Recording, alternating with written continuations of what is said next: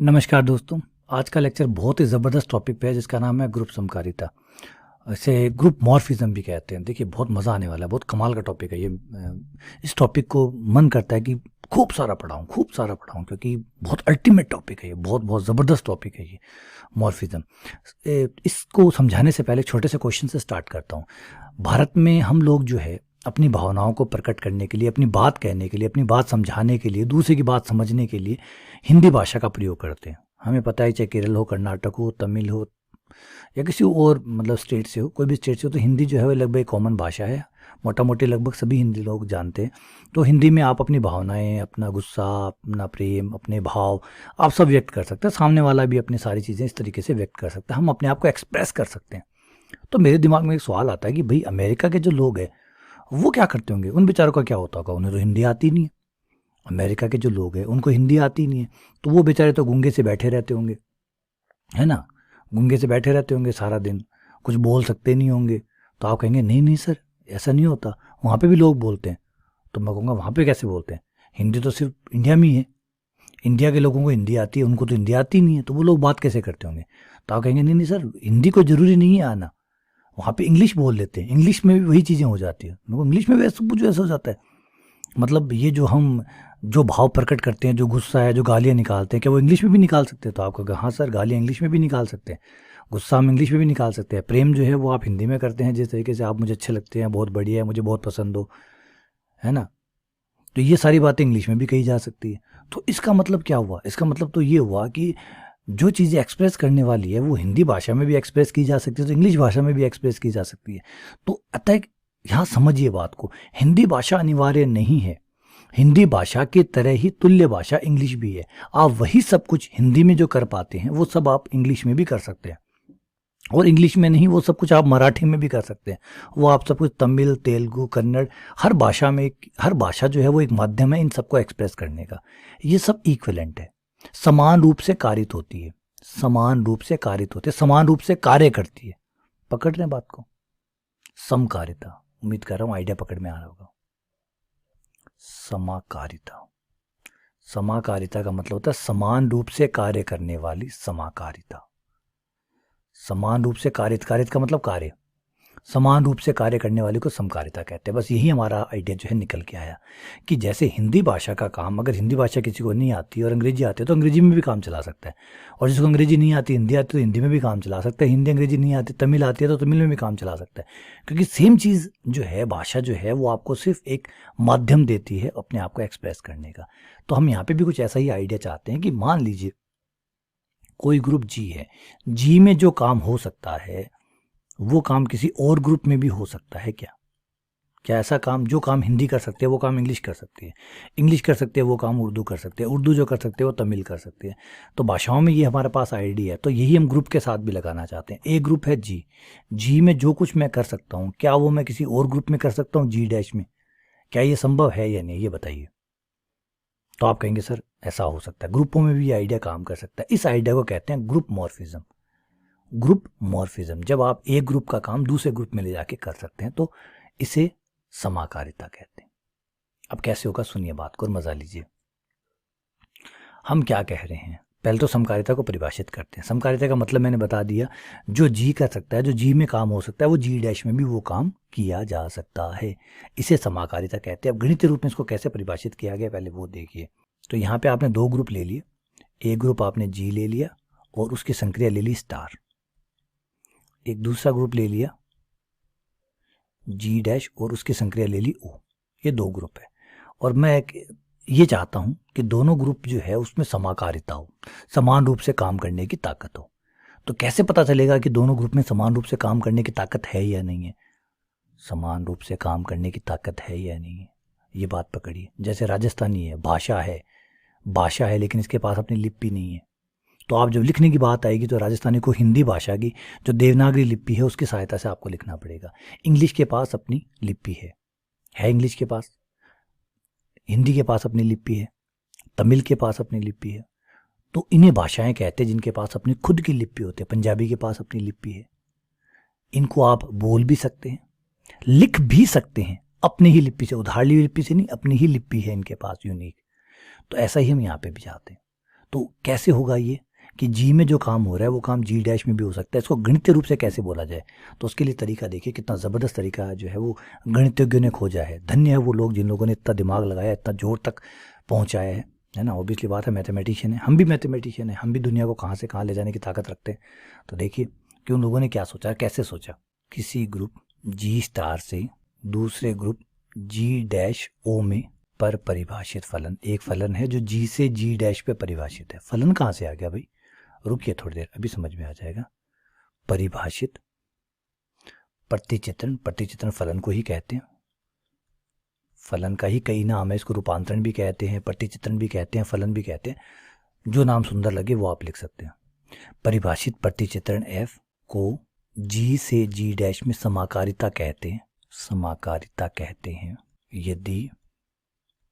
यदि पकड़िए बात को और आनंद लीजिए, यदि मैं पहले a और b g के दो अवयव लूं, उनकी संक्रिया करूं और फिर जाके f में मान निकालूं, ये बराबर होना चाहिए अगर मैं f में मान निकालता हूं और फिर उसकी संक्रिया करता हूं। अब आप कहेंगे सर ये क्या क्या लिख दिया अजीबोजीब। For all a and b belongs to g, a और b जो है वो g के अवयव है।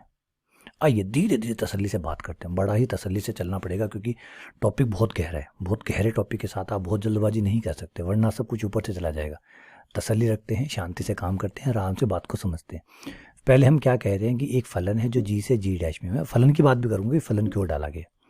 सबसे पहले एक फलन है जो कि जी से जी डैश में, इसका मतलब वो जी का अवयव लेगा और जो अवयव हमें प्राप्त होगा फलन के बाद में वो जी डैश होगा। यानी चित्र के हिसाब से बात करूं तो जी यहाँ हो, ये जी है, ये आपका जी डैश है। तो जी का जब भी मैं कोई अवयव लूँगा, है ना, फलन जो है वो इन दो के बीच में है, ये फलन है जी से जी डैश के बीच में। तो जब भी मैं कोई अवयव लूँगा ए, जैसे ये ए लिया, तो उसका जो फलन का मान होगा एफ ए, वो किसका अवयव होगा, जी डैश का अवयव होगा। सही है। बी लूँगा तो उस पर फलन का मान आएगा एफ बी, वो जी डैश का अवयव होगा। तो हर कोई जो जी का अवयव होगा उस पे फलन का मान जो आएगा वो मुझे जी डैश में मिलेगा। सही कह रहा हूँ। तो मैं यहाँ कह सकता हूँ प्रत्येक x, ध्यान से सुनिए बेटा बात को, प्रत्येक x जो मैं जी से लूँगा, जी का कोई भी अवयव जब मैं उठाऊँगा के लिए फलन है, तो फलन तो दूसरे समुच्चय में आता है, फलन का मान एफ एक्स जो है वो कहाँ आएगा, वो आएगा, तो ये जी डैश में आ गए। यहाँ तो कोई इशू नहीं है आपको।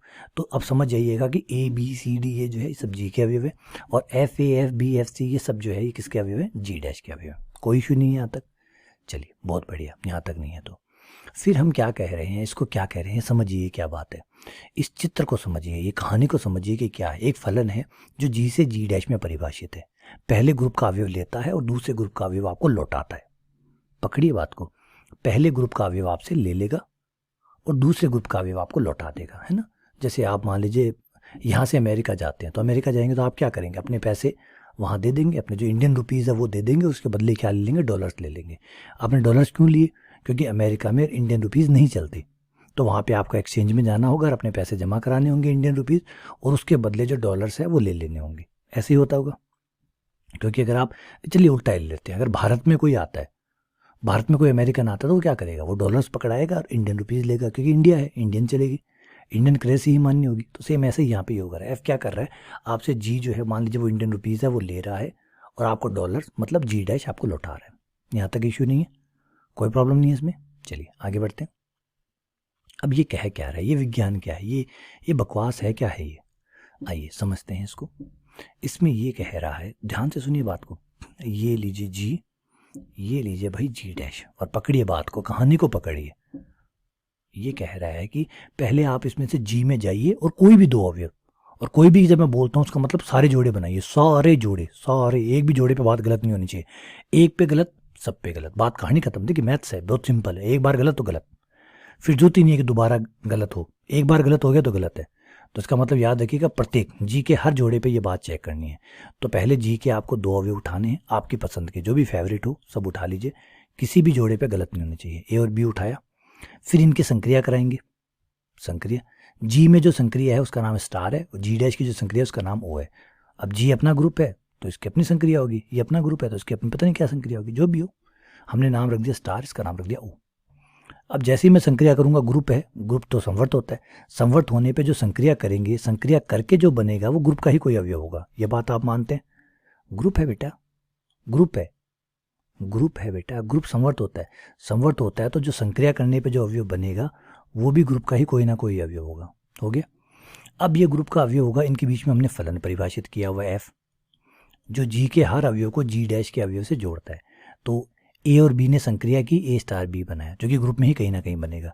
जब ये ग्रुप का कोई अवयव हो गया, इसको नाम आप एक बार सिंपल सी दे सकते हैं। अब इसकी जो इमेज आएगी, जब आप इससे फलन का मान निकालेंगे तो फलन का मान कहाँ चला जाएगा? आपका जी डैश में चला जाएगा। सही है, कहीं ना कहीं जी डैश में कुछ आएगा, तो ये आपका आ गया एफ ए स्टार बी। सही कह रहा हूँ? पहले ए और बी ने संक्रिया की, संक्रिया करने के बाद में जी का ही कोई अवयव बना।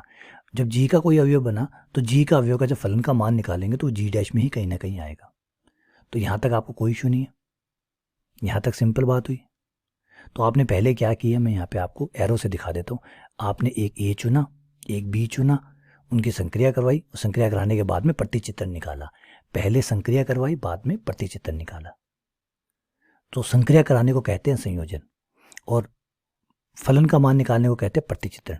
तो इसको कहेंगे संयोजनों का प्रतिबिंब, संयोजनों का प्रतिबिंब। देख लिया, संयोजन, संयोजन मतलब संक्रिया। आपने पहले संक्रिया कराई, फिर प्रतिबिंब निकाला।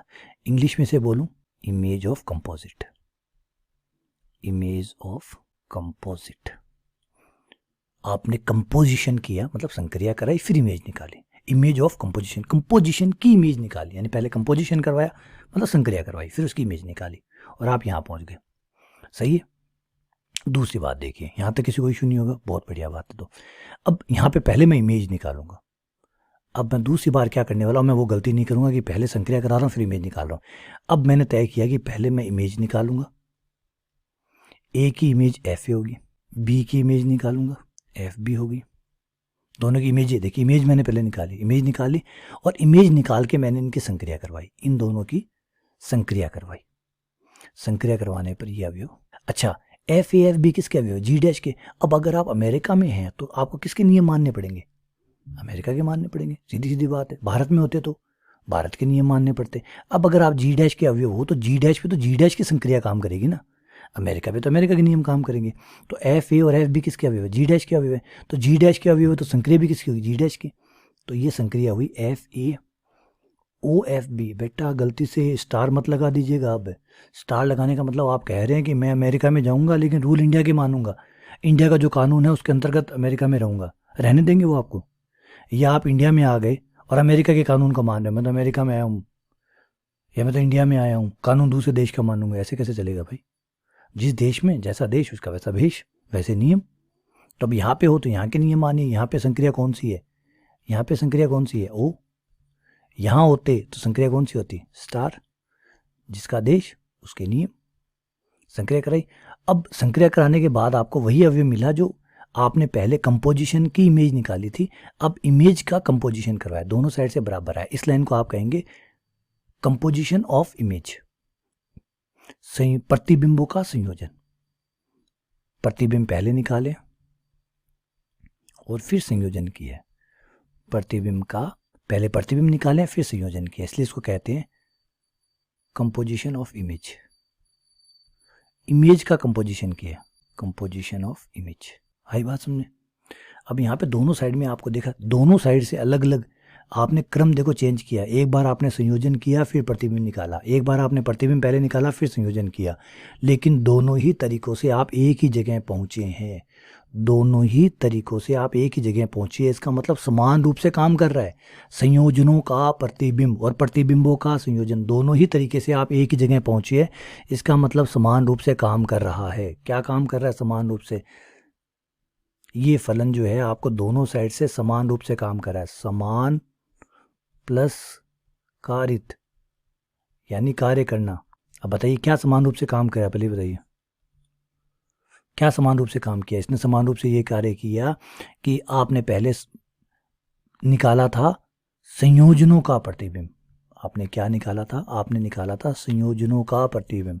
आपका फलन इतना जबरदस्त है कि इसने पहले आपके संयोजनों का प्रतिबिंब निकाला, फिर इसने प्रतिबिंबों का संयोजन निकाला और दोनों ही साइड से आपके आंसर एक ही आए हैं। इसका मतलब कोई फर्क नहीं पड़ता कि संयोजन आप संक्रिया करा के प्रतिबिंब निकाल रहे हैं या प्रतिबिंब निकाल के संक्रिया करवा रहे हैं, दोनों बराबर है। देखिए संक्रिया भी सेम नहीं है, यहाँ आपने स्टार किया, यहाँ आपने ओ किया, उसके बावजूद भी आप एक ही जगह पहुंचे। स्टार संक्रिया का प्रतिबिंब निकाला या प्रतिबिंब की ओ संक्रिया करवाई, दोनों साइड से आप बराबर पहुंचे। तो इसका मतलब है कि आपका दोनों साइड से काम करने का तरीका एक ही है। और बहुत गहरा टॉपिक है, बहुत ज़्यादा गहरा टॉपिक है। डिटेल में मैं जाऊँगा, जैसे मैंने बताया कि मन करता है दबा दबा के इसके बारे में बताऊँ आपको, खूब चीज़ें बताऊँ इसके बारे में, लेकिन प्रॉब्लम ये है कि लिमिटेशन है, पाबंदियाँ हैं। पाबंदियाँ आपको रोकती है ज़्यादा, क्योंकि देखिए किसी भी टॉपिक पे आप घंटों घंटों बातें कर सकते हैं और इतने गहरे गहरे टॉपिक हमारे मैथ्स के पास है। बड़े भाग्यशाली हैं कि मैथ्स के स्टूडेंट हैं, इतनी गहरी गहरी चीज़ें हमारे पास हैं बात करने के लिए। इतनी है कि एक टॉपिक पे अगर हम चाहें तो साल साल भर निकाल दें, है ना। इतना गहरे गहरे टॉपिक होते हैं हमारे पास, तो ये भी उतना ही गहरा टॉपिक है। लेकिन फ़िलहाल अपने आप को बांधते हुए जो मैंने कहा था, क्या वो बात सच निकली?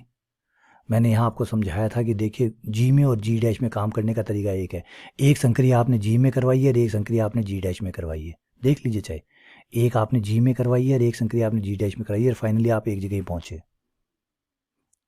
बात सही है, इसका नाम है बेटा समाकारिता। अब यहाँ पे मैं एक चीज़ समझा देता हूँ आपको, एक एक बात क्लियर कर देता हूँ। देखिए यहाँ आप पहले बताइए स्टार क्यों आया? ए और बी किसके अवयव है? जी के अवयव है। तो जब जी के अवयव है तो संक्रिया भी किसकी करेंगे? जी के। कोई इशू नहीं है। यहाँ स्टार क्यों नहीं आया? क्योंकि एफ ए, अगर ए और बी जी के अवयव है तो उसकी इमेजेस जो होंगी एफ ए एफ बी वो किसके होंगे? जी डैश के। तो जब अवयव जी डैश के होंगे तो संक्रिया किसकी आएगी?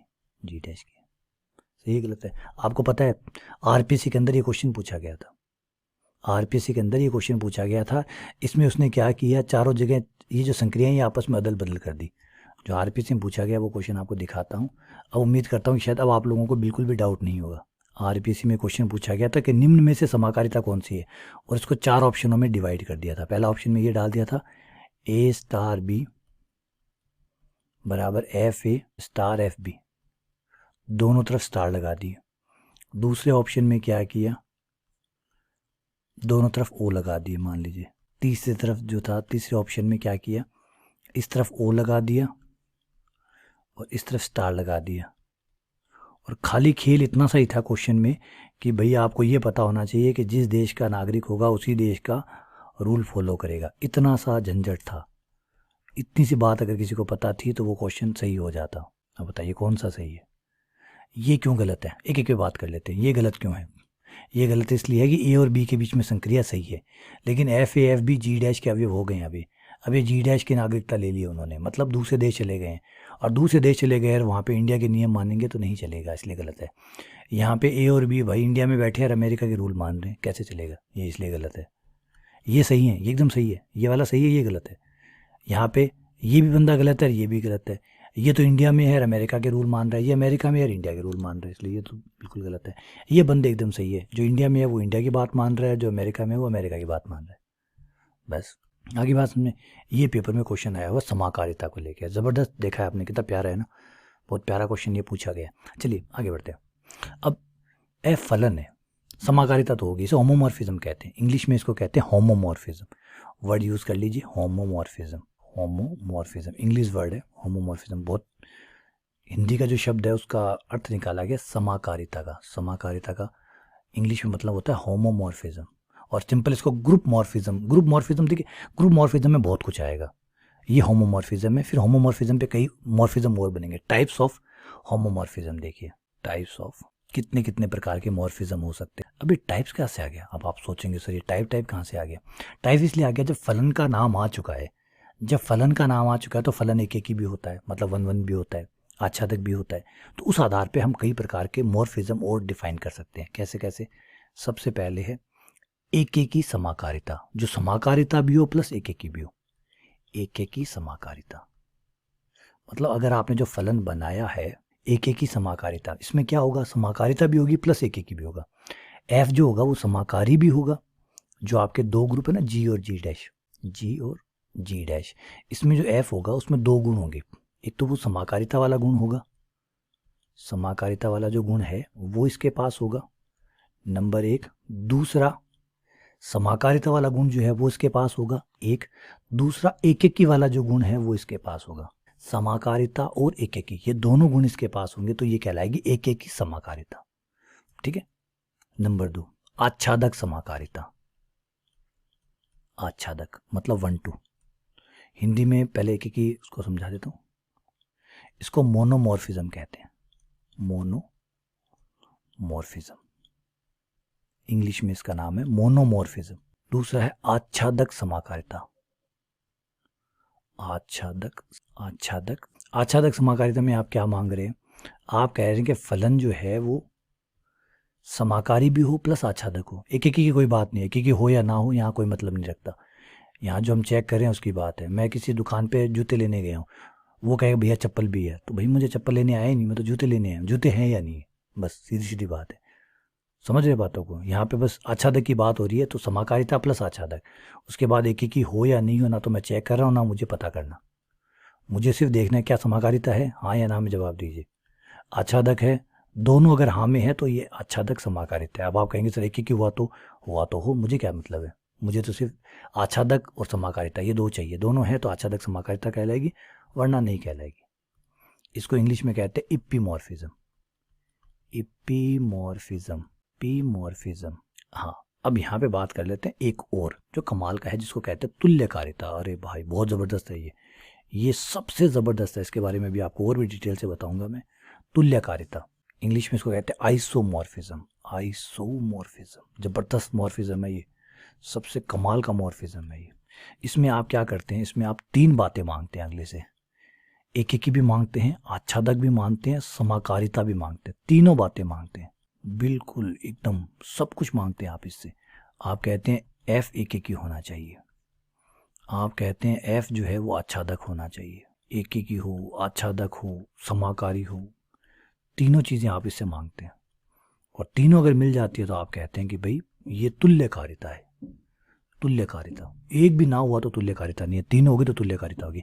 और फिर आप जब तुल्यकारिता हो जाता है तो आप इसको ऐसे लिखते हैं जी, ऐसे, ये तुल्यकारिता का चिन्ह है, प्रतीक चिन्ह, तुल्यकारिता का प्रतीक चिन्ह है ना।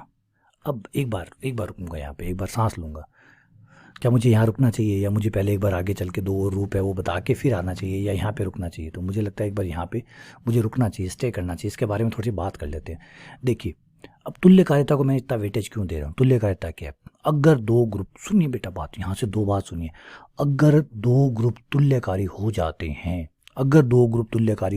हैं, तो बहुत सारी बातें, और बहुत सारी बातें छोड़िए, मैथ्स में अगर 2 ग्रुप तुल्यकारी है तो इसका मतलब है कि पहले ग्रुप का काम दूसरा ग्रुप कर सकता है और रत्ती भर भी प्रॉब्लम नहीं आने वाली। एग्जैक्टली डिट्टो काम करेगा, एकदम सेम टू सेम काम करेगा। अगर जी बाई चांस किसी दिन चला गया और चला नहीं गया, मर ही गया, मान लीजिए प्राण ही छोड़ दिए, बंदा वापस आने की गारंटी नहीं है, तो जी डैश उसके सारे के सारे काम को कर देगा, जी डैश उसके सारे काम को कर देगा, और कभी किसी को याद भी नहीं आएगी कि जी मर गया क्या। समझ रहे? इस तरीके का काम यहाँ पे आपको मिलता है जब होता है तुल्यकारिता मतलब एकदम तुल्य काम करता है, एकदम तुल्य, मतलब जो काम जी कर रहा था वो सारा का सारा काम जी डैश कर देगा, वो सारा का सारा काम। अच्छा, एक बात और, दूसरी बात और सुनिए। दूसरी बात यह है कि जब तुल्यकारी होता है तो इसका मतलब है कि जी के पास अवयव, जी के पास और जी डैश के पास, दोनों के पास अवयव बराबर है। तुल्यकारिता जब होती है इसका मतलब ना तो अवयव में फर्क है, बस अवयव दिखने में फर्क है, दिखने में भाई फर्क है, अवयव का भी फर्क नहीं है। यहाँ अगर 5,000, 5 लाख, 5 करोड़, 10 अरब है तो वहाँ पे भी उतने के उतने, एग्जैक्टली उतने, सेम टू सेम, बराबर मात्रा में, एकदम बराबर मात्रा में होंगे। जब आप कहेंगे 2 ग्रुप तुल्यकारी है, इसका मतलब इस ग्रुप के पास जितने एलिमेंट है उतने ही एलिमेंट इस ग्रुप के पास है। दोनों ग्रुप के पास समान अवयव है, समान अवयव मतलब उतनी काउंटिंग के हिसाब से समान है। दिखने में तो हो सकता है यहाँ सारे गोरे हों, यहाँ सारे काले हों, ये हो सकता है, कोई दिक्कत नहीं है, दिखने में अंतर हो सकता है। जैसे इस तरफ नंबर हो, इस तरफ मैट्रिक्स हो, दिखने में अंतर हो सकता है, संक्रिया में अंतर हो सकता है, लेकिन काम नहीं रुकने वाला।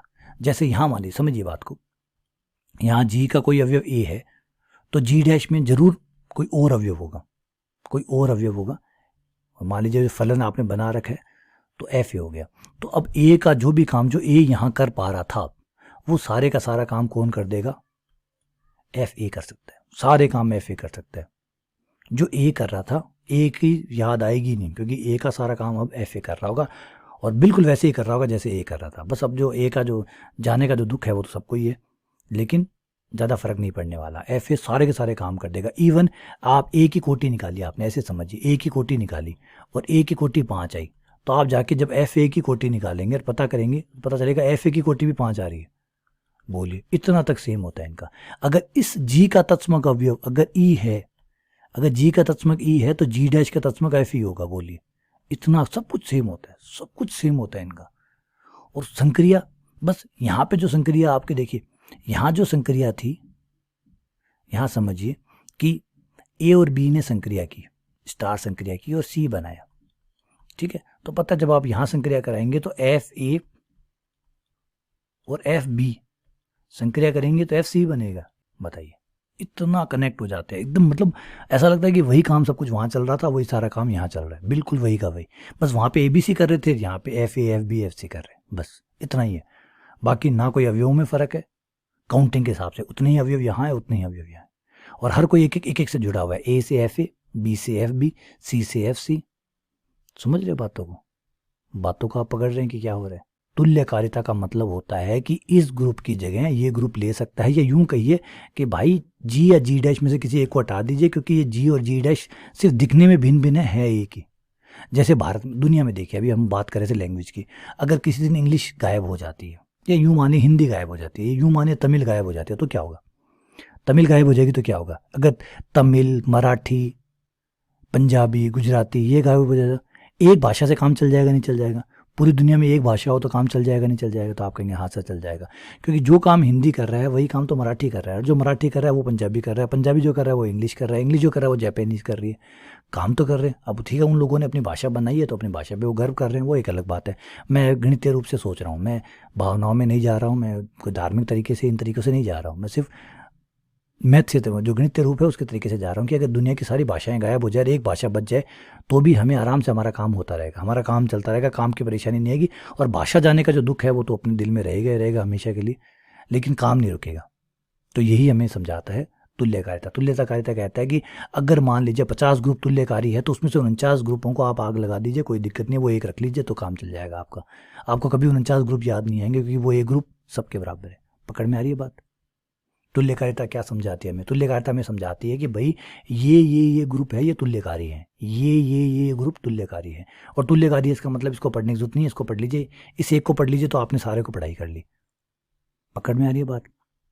आइए दोबारा थोड़ा सा और इसके ऊपर डिटेल से बात करते हैं कि मान लीजिए आपके पास G1, G2, G3 and finally G100, ये सारे ग्रुप जो है ये तुल्यकारी है, ठीक है, ये सारे ग्रुप जो है तुल्यकारी है।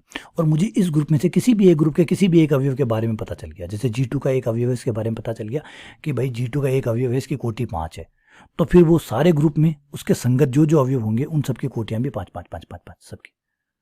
बताइए, सब कुछ ऐसे कनेक्टेड रहेगा। एक ग्रुप की जानकारी आपको दूसरे ग्रुप की जानकारी भी दे देगा, एक ग्रुप की जानकारी दूसरे ग्रुप की जानकारी आपको मिल जाएगी। ये यूं मैं तो यहाँ तक लेके जा रहा हूँ, जो समझा रहा हूँ कि गणितीय रूप से दो चीज़ें बराबर है या नहीं है, दो ग्रुप बराबर है या नहीं है, ये कौन बताता है? तुल्यकारिता बताती है। तुल्यकारिता अगर बन जाती है, दो ग्रुप के बीच में तुल्यकारिता बन जाती है। और तुल्यकारिता है क्या?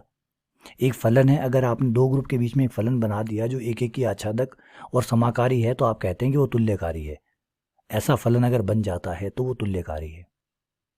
और फिर तुल्यकारी है तो इसका मतलब है कि आप एफ को ले जाके हटा दीजिए, एफ डैश को रख लीजिए, जी को हटा दीजिए, जी डैश को रख लीजिए, जी डैश को हटा के जी को रख लीजिए। दोनों दिखने में अंतर है, खाली दिखने में है, बेवकूफ़ बना रहे हैं, बाकी दोनों एक ही। जैसे मोबाइल फ़ोन, वीवो ले लो, ओप्पो ले लो, ये ले लो, सैमसंग ले लो, ये ले लो, काम तो सारा एक ही कर रहे हैं। इसी एक को हटा दीजिए, सारे को हटा दीजिए, एक मोबाइल फ़ोन रख लीजिए तो ही काम चल जाएगा। अब यहाँ पर मैं एक थोड़ा सा डाउट आपका क्लियर करूँगा। डाउट सुनिए, डाउट क्या है पहले उसको सुनिए।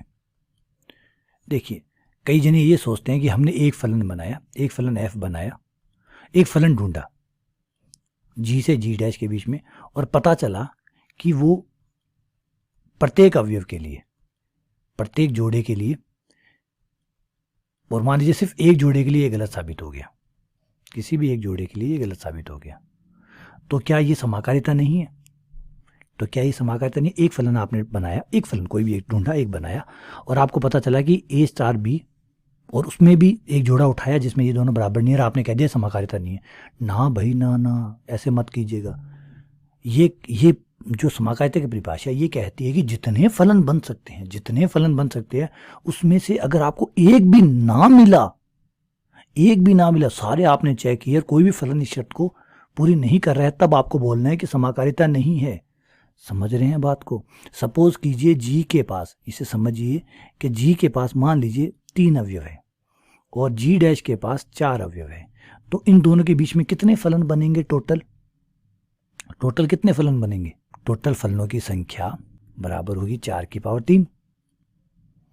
4 की पावर 3, 4 की पावर 3 होगी तो 4 चौक 16, 16 चौके 64, 64 फलन जो है वो बनेंगे इनके बीच में। इनके बीच में जी से जी डैश के बीच में 64 फलन बनेंगे, और 64 में से एक फलन गलत हो गया तो कोई बात नहीं। इसका मतलब आप ये नहीं कह सकते समाकारिता नहीं है। आप दूसरा फलन चेक कीजिए, आप तीसरा फलन चेक कीजिए, आप चौथा चेक कीजिए। अगर सभी के सभी फलन ऐसा नहीं कर पाते हैं तब आप बोलेंगे कि समाकारिता नहीं है, वरना आप नहीं बोल सकते, कुछ भी नहीं बोल सकते। चुप रहिए, मुंह बंद रखिए, पकड़िए बात को, कहानी को पकड़िए। कई बार क्या होता है, बच्चे पढ़ते हैं, अच्छा एक फलन बन गया, देखो ये फलन बना के दिखाया, देखिए समाकारी नहीं है। अरे एक के बनाने से नहीं चलेगा।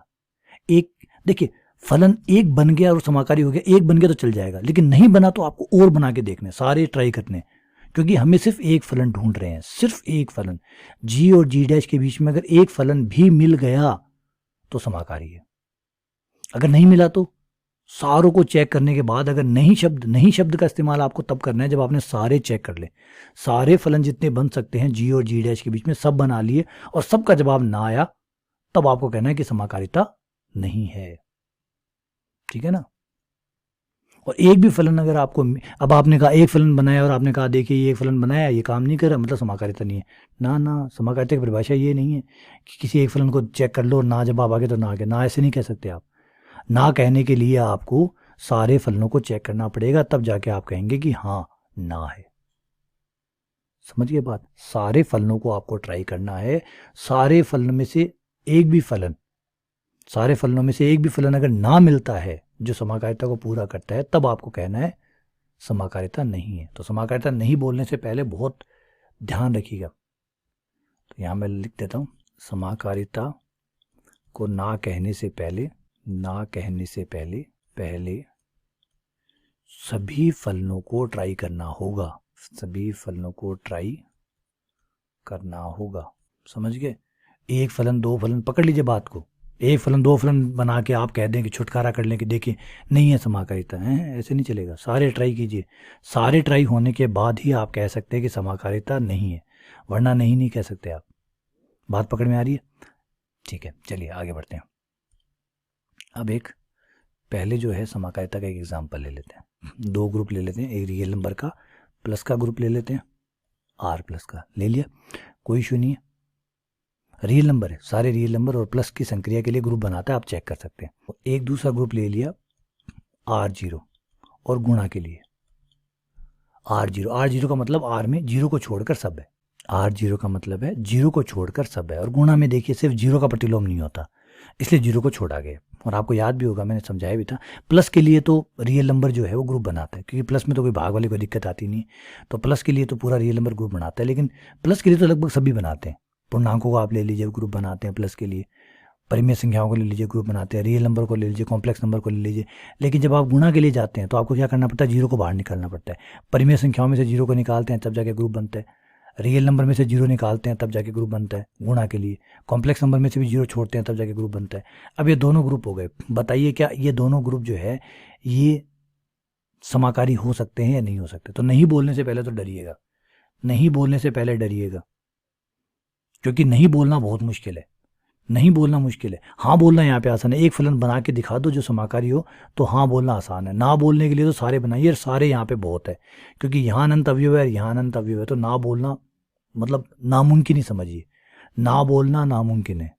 पकड़िए मेरी बात को, ना बोलना नामुमकिन है। क्यों? क्योंकि यहाँ कितने अवयव? अनंत। यहाँ क्या है? अनंत। तो कितने फलन बनेंगे? तो अनंत की पावर अनंत बनेंगे, अनंत की पावर अनंत फलन बहुत ज़्यादा होंगे। इसका मतलब ये सारे फलन हम बना के नहीं देख सकते, तो इसका मतलब आप समाकारिता को ना नहीं कह सकते, ना नहीं कह सकते, बस आप चुप रहेंगे। मैं पूछूंगा समाकारिता है या नहीं है, तो है जब तो बोल दीजिए, ना है तो बोलिए मत, मुंह पे बंद रखिए। क्यों? क्योंकि ना बोलने से पहले आपको सारे चेक करने पड़ेंगे, सारे आप चेक कर नहीं सकते, इसलिए एकदम साइलेंट हो जाइए, है ना। हाँ बोलने के लिए तो एक फलन बना के दिखा दीजिए, हाँ बोल सकते हैं आप, क्योंकि एक बनते ही हाँ हो जाएगा, एक बनते ही हाँ हो जाएगा, ना नहीं हो पाएगा। तो यहाँ देखिए मैं बना के दिखाता हूँ आपको, एफ और आनंद लीजिए, आर से R0 में फलन क्या है, एफ एक्स बराबर 2 की पावर एक्स, ये फलन बनाया, एफ एक्स बराबर 2 की पावर एक्स बनाया। अब आप आराम से देख सकते हैं कि कोई भी एक्स मैं यहाँ से लूँगा और 2 की पावर एक्स यहाँ आएगा, आएगा नहीं आएगा? कोई भी एक्स उठाइए, 2 की पावर करिए, वो R0 में आएगा नहीं आएगा? तो बिल्कुल आएगा, बिल्कुल आएगा। बताइए, कोई भी नंबर ले लीजिए, एक्स की जगह कुछ बोलिए जो आपको अच्छा लगता है, जो आपको पसंद है बोलिए। एक बोलेंगे तो 2 की पावर 1 आएगा, 2 की पावर 1 2, 2 R0 में होगा नहीं होगा? होगा। यहाँ से 2 लिया, 2 की पावर 2 4, यहाँ होगा नहीं होगा? तो कोई भी एक्स ऐसा बोलिए जो आपको यहाँ ना मिले, उसका फलन का मान यहाँ ना मिले, तो जवाब है मिलेगा, हर किसी का मिलेगा। तो फलन मैंने सही परिभाषित की है, यहाँ से एक्स लिया और फलन का मान यहाँ आ रहा है। सोच लीजिए, ट्राई कर लीजिए, कोई बाहर जा रहा हो तो। नहीं जा रहा, सब आ रहे हैं, कन्फर्म हो गया। अब ये एक ही है, सॉरी समाकारी है या नहीं है वो चेक करते हैं। समाकारिता कैसे चेक होती है, f star b o F b. यहाँ स्टार का मतलब है ये वाली संक्रिया, ये संक्रिया किसकी है, प्लस की। ओ स्टार, ओ कौन सी संक्रिया है, ये वाली, ये कौन सी है, प्लस, गुणा की। LHS RHS से दोनों साइड से सॉल्व करते हैं, देखते हैं बराबर आता है नहीं आता। F a plus b, f आपका क्या है, एफ एक्स बराबर है 2 टू द पावर एक्स, तो एफ ए प्लस बी क्या हो जाएगा, 2 की पावर ए प्लस बी। सही है, इस साइड आइए, एफ ए हो जाएगा 2 की पावर ए इंटू एफ बी कितना हो जाएगा, 2 की पावर बी। तो ये 2 की पावर क्या हो जाएगी, पावर में पावर जुड़ जाती है, ए प्लस बी। बराबर आ रहा है, दोनों साइड से बराबर आ रहा है, इसका मतलब समाकारिता है। हो गया। अब ये और बता दीजिए क्या एक ही है, क्या ये एक ही है, ताकि हम कह सकें कि भाई एक ही समकारिता है। एक ही में क्या चेक करना होता है कि अगर मैं x1 और x2 पे, दो पे आपने एक ही कर लिए, जो फलन वाला है, मैंने पहले बताया फलन, इसके लिए जब भी आप ग्रुप थ्योरी पढ़ते हैं तो आपको समुच्चय, संबंध और फलन, इनके बारे में एक अच्छी जानकारी होनी चाहिए, तो आनंद ज़्यादा आता है, आनंद ज़्यादा आता है। सोचिए आप सिनेमा हॉल में जाते हैं, तमिल मूवी देखने जाते हैं, तो क्या रिक्वायरमेंट होगी, सबसे पहले रिक्वायरमेंट क्या होगी, सबसे पहले रिक्वायरमेंट होगी आपको तमिल आती हो। अगर आपको तमिल नहीं आती और आप मूवी देखने चले गए तो आपका अनुभव कैसा रहेगा, आपका अनुभव कैसा रहेगा? तो ऑब्वियसली बात है बहुत बुरा रहने वाला है, सीधी सीधी बात है। तो अब आप कहेंगे सर ये कोई बात हो रही है, मूवी देखने के लिए पढ़ के जाना पड़ेगा? बिल्कुल पढ़ के जाना पड़ेगा, रिक्वायरमेंट है। क्रिकेट का मैच आप देख रहे हैं, अगर आपको आंकड़े नहीं समझ में आते हैं, नंबर्स नहीं समझ में आते हैं, आप किसी भी दिन स्कूल नहीं गए और आपको 1 2 3 4 5 6 ये गुणा भाग जोड़ बाकी नहीं आते, तो क्रिकेट का मैच आपके लिए क्या होगा? कौन जीता और कौन हारा कैसे बताएंगे आप? किसी टीम ने कितने रन बनाए, कितने नहीं बनाए, कौन जीता कौन हारा, बढ़िया खेला बुरा खेला, क्या समझ में आ रहा है आपको? बस बल्ले की आवाज़ आ रही है, बैट पे घुमा रहा है, जा रहा है, इसके अलावा कहाँ समझ में आएगा? तो बिना नंबर के क्या आप क्रिकेट मैच देख सकते हैं? नहीं। तो सेम यहाँ पे वही रूल है कि भाई कुछ चीज़ों को पढ़ने के लिए, देखने के लिए, समझने के लिए आपको उससे पहले पूर्व ज्ञान होना ज़रूरी है। तो यहाँ पे भी आपको फलनों का पूर्व ज्ञान होना ज़रूरी है। एक ही फलन जो है वो fx1 बराबर fx2, तो ये हुआ 2 की पावर x1 बराबर 2 की पावर x2। ठीक है, अगर घाते आधार समान है तो घाते भी समान होंगी, तो x1 बराबर x2, x1 बराबर x2 आ गया, इसका मतलब एक ही है। तो ये कन्फर्म करता है कि फलन एक ही है। एक ही की यही शर्त होती है कि दो बिंदु पे फलन के मान बराबर लीजिए, और अगर बिंदु बराबर आ जाते हैं तो एक ही है, तो ये एक है, इसका मतलब एक ही समाकारिता है। क्या आच्छादक है, क्या ये आच्छादक है? हाँ या ना बोलिए, आच्छादक है या नहीं है? तो जवाब है आच्छादक नहीं है। क्यों नहीं है? क्योंकि आच्छादक होने के लिए ज़रूरी है कि सह प्रांत का हर अवयव प्राप्त किया जा सके। क्या आप हर अवयव को प्राप्त कर सकते हैं? तो जवाब है आप नहीं कर सकते। क्यों नहीं कर सकते? 2 की पावर एक्स जो है ये आपको सिर्फ और सिर्फ प्लस के ही मान देगा, क्योंकि एक्स का मान कुछ भी रखेंगे आप तो 2 की पावर में आएगा। 2 की पावर में मान लीजिए जैसे आपने एक्स का मान प्लस का रखा, एक्स का मान 3 रखा, एक्स का मान 3 रखा, 3 रखते ये 2 टू द पावर 3 हो गया, 2 टू द पावर 3 8 आ गया जो कि प्लस का है। अगर आप एक्स का मान माइनस का 3 रखें तो क्या होगा? एक्स का मान माइनस का 3 रखते ये 2 की पावर -3 हो जाएगा, 2 की पावर -3 ये बट्टे में आ जाएगा, 2 की पावर +3 ये 1/8 हो जाएगा, रहेगा तो प्लस का प्लस ही। अब आप एक्स माइनस रखिए चाहे प्लस रखिए, आपका आंसर तो हमेशा प्लस का ही आएगा। माइनस का रखने पर आपका आंसर छोटा होता चला जाएगा, छोटा हो जाएगा, प्लस रखने पर बड़ा होता चला जाएगा, लेकिन कभी भी माइनस का नहीं होगा। माइनस छोड़िए, जीरो ही नहीं आएगा। आप एक्स का मान -4 रखेंगे तो ये और छोटा हो जाएगा, क्योंकि 2 की पावर -4 आएगी जो कि बट्टे में चली जाएगी। 1/2 की पावर 4, 1/2 की पावर 4 यानी 16, 1/16 और छोटा हो जाएगा। ऐसे ही आप x का मान -5, -6, -7 आप रखते जाएंगे, ये छोटा छोटा छोटा छोटा छोटा मतलब 0 के नज़दीक नज़दीक जाता जाएगा। और ऊपर ये इस तरफ आप जाएंगे तो ये बढ़ता जाएगा, x की पावर 4 4 यानी 2 की पावर 4, 2 की पावर 4 यानी 16, ये बढ़ता जाएगा, ये अनंत पे पहुंच जाएगा। तो आपका उत्तर हमेशा 0 और अनंत के बीच में आता रहेगा। तो आपका परिसर क्या हुआ, यहाँ आपका जो परिसर है मतलब जो आंसर आएंगे वो 0 से अनंत के बीच में होंगे। लेकिन आपका जो सह प्रांत है वो क्या है, सह प्रांत तो आपका पूरा का पूरा रियल नंबर है सिवाय 0 को छोड़ के, R0 है। इसका मतलब है कि परिसर और सह प्रांत बराबर नहीं है। सह प्रांत R0 का मतलब सिर्फ 0 को छोड़ के बाकी सब है। 0 को छोड़ के माइनस के भी है, माइनस के तो यहाँ नहीं आ सकते, इसका मतलब आच्छादक नहीं है। और एकेकी है, समाकारी है, परंतु आच्छादक नहीं है, इसलिए तुल्यकारी नहीं कह सकते। अतः ये तुल्यकारिता नहीं है, ये एकेकी समाकारिता है, एकेकी समाकारिता है। उम्मीद करता हूँ कि यहाँ तक आपको आइडिया जो है वो बड़े ही आनंद से, बड़े ही मज़े से समझ में आया होगा। इस इशू में आपको समाकारिता से लेके कोई प्रॉब्लम नहीं रही होगी कि क्या आइडिया है ये। ठीक है, चलिए इसको यहाँ पे ही ब्रेक देते हैं। एक बार आप इसको दोबारा देखिए, दोबारा सुनिए, इसका आनंद लीजिए और अच्छे से पकड़िए कहानी को कि मैं कहना क्या चाहता हूँ। इसका जो गहराई है उसको थोड़ा सा नापने की कोशिश कीजिए तो बहुत अच्छा लगेगा। बहुत बहुत धन्यवाद, शुक्रिया।